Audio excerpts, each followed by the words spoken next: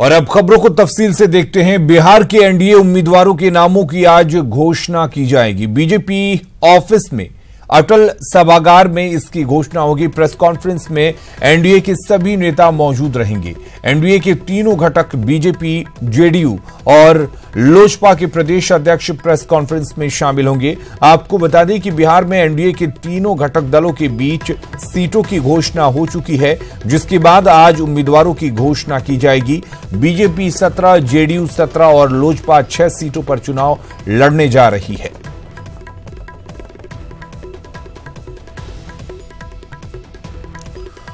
और हमारे साथ नीलकमल जुड़े हुए हैं इस खबर पर ज्यादा जानकारी के साथ। नीलकमल, क्या ये माना जाए आज सभी के सभी 40 सीटों पर उम्मीदवारों की घोषणा कर दी जाएगी?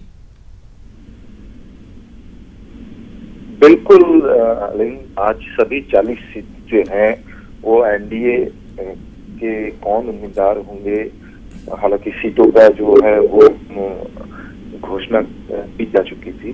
तो आज जो है उम्मीदवार कौन होंगे, कौन सी सीट से, इसकी घोषणा कर दी जाएगी। लिहाजा 25 तारीख पहले फेज का जो चुनाव होना है उसके लिए 25 तारीख अंतिम तिथि है नॉमिनेशन फाइल करने की। तो आज 23 तारीख है, तो आज एनडीए की तरफ से नामों की घोषणा कर दी जाएगी। हालांकि ये औपचारिकता है अलीम, क्योंकि जिन्हें सिंबल दिया गया है उन लोगों को बता दिया गया है। लिहाजा आप देखिए कि 18 तारीख को जिस दिन से नॉमिनेशन शुरू हुआ था उसी दिन जदयू के संतोष कुशवाहा पूर्णिया सीट से उन्होंने नॉमिनेशन फाइल कर दिया था। तो और आज उनके नाम की घोषणा की जाएगी। तो यह माना जा रहा है कि जिन्हें सिंबल मिला है, जिन्हें टिकट मिला है, उन्हें पार्टी की तरफ से बता दिया गया है। और जो फॉर्मेलिटीज होते हैं, जो पेपर तैयार किए जाते हैं नॉमिनेशन के लिए, वो कैंडिडेट जो है वो अपना पेपर तैयार यानी कि जिनको टिकट दिया जाना है, जिनको सिंबल अलॉट किया जाना है, उनको पता है और उनको चुनाव की तैयारियां करने के लिए कह दिया गया। ये महज एक औपचारिकता भर होगा। बिल्कुल अलीम, मैं यही कह रहा था। देखिए कि अगर पूर्णिया की बात की जाए तो संतोष कुशवाहा को वहां से टिकट मिल रहा था और संतोष कुशवाहा वहां पर नॉमिनेशन फाइल कर चुके हैं और आज उनके नाम की जदयू टिकट की घोषणा करेगी कि उम्मीदवार वहां से पूर्णिया से संतोष कुशवाहा होंगे, जबकि उन्होंने नामांकन भी दाखिल कर दिया है। जदयू और एनडीए के जो बाकी जो नेता हैं वो भी उनके नॉमिनेशन में साथ में रहे थे। लिहाजा यह बात तय है कि जिनको टिकट दिया जाना है उनको ये पता है कि उनके पास उनको सिंबल मिल चुका है। लेकिन औपचारिक एक घोषणा जो की जाती है, और यह इसलिए रुका हुआ था कि महागठबंधन पहले अपने उम्मीदवारों का नाम की घोषणा करे, उसके बाद देखा जाए कि कौन कैंडिडेट किस सीट पे दिया गया है उसी के अनुसार। लेकिन चूंकि महागठबंधन में अभी भी पेच फंसा हुआ है और 25 तारीख पहले फेज के चुनाव के लिए नॉमिनेशन फाइल करने की अंतिम तारीख है, लिहाजा आज जो एनडीए है उनके तरफ से नामों की घोषणा कर दी। चलिए नीलकमल, बहुत बहुत शुक्रिया आपका तमाम जानकारी देने के लिए।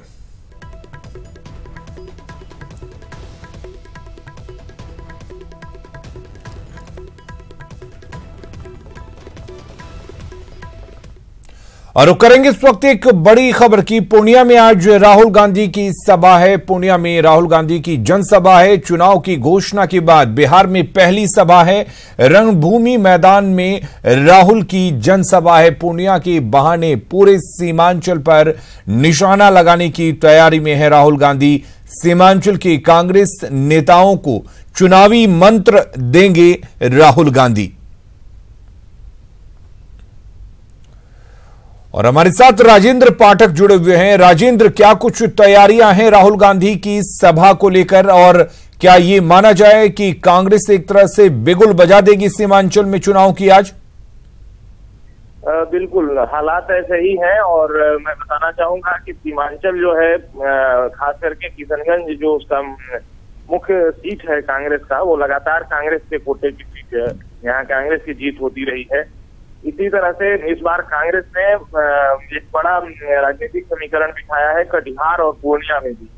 तो जो स्थितियां हैं कटिहार, पूर्णिया और किशनगंज और साथ ही अररिया में भी महागठबंधन की जीत हुई थी। तो कुल मिलाकर के जो आज राहुल गांधी की सभा होने वाली है जी, इसमें निश्चित तौर पर एक बड़ी पॉलिटिकल बात होगी महागठबंधन की ओर से और कांग्रेस की ओर से। जी अलीम, अभी हालांकि कौन सी सीटें किसको गई हैं ये साफ नहीं हो पाया है, हालांकि सीटों का बंटवारा हो गया है। तो क्या ये माना जाए कि सीमांचल में कांग्रेस के जो बड़े नेता होंगे, खासकर जो चुनाव लड़ना चाहते हैं, वो आज मंच पर नजर आएंगे?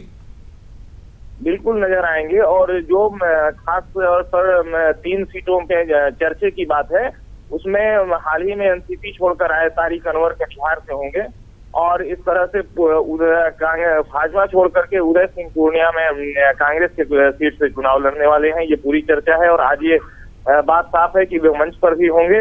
इसी तरह से किशनगंज में भी एक नया समीकरण सामने आएगा, वो चेहरा सामने लाया जाएगा। और पहले भी तस्लीमुद्दीन के लड़के जो है वो राजद के सांसद हैं अररिया से। तो ये पूरा जो सीमांचल यानी पूर्णिया प्रमंडल के सीटें हैं चारों जी, तो उसके लिए एक बड़ी राजनीति और वो कांग्रेस की शुरुआत सीमांचल से केकेर पूर्णिया से हो रही है। चलिए राजेंद्र, बहुत बहुत शुक्रिया आपका तमाम जानकारी देने के लिए।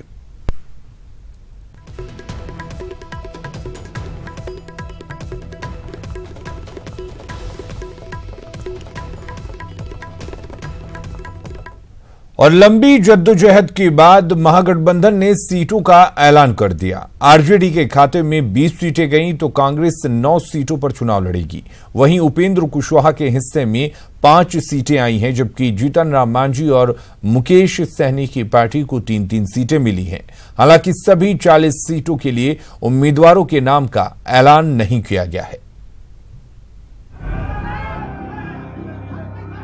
बिहार में महागठबंधन के बीच सीट शेयरिंग की घोषणा कर दी गई है।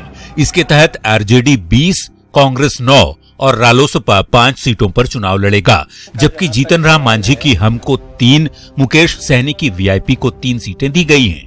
तो वहीं राजद के कोटे से भाकपा माले 1 सीट पर चुनाव लड़ेगा।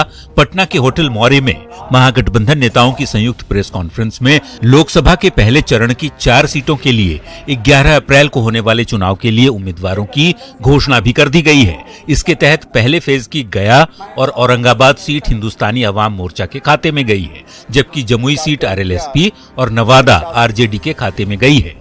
गया लोकसभा सीट से हिंदुस्तानी अवाम मोर्चा के प्रमुख जीतन राम मांझी चुनाव लड़ेंगे। नवादा से राजद की विभा देवी उम्मीदवार होंगी, जबकि जमुई से रालोसपा के भूदेव चौधरी और औरंगाबाद सीट से हम के उपेंद्र प्रसाद उम्मीदवार होंगे।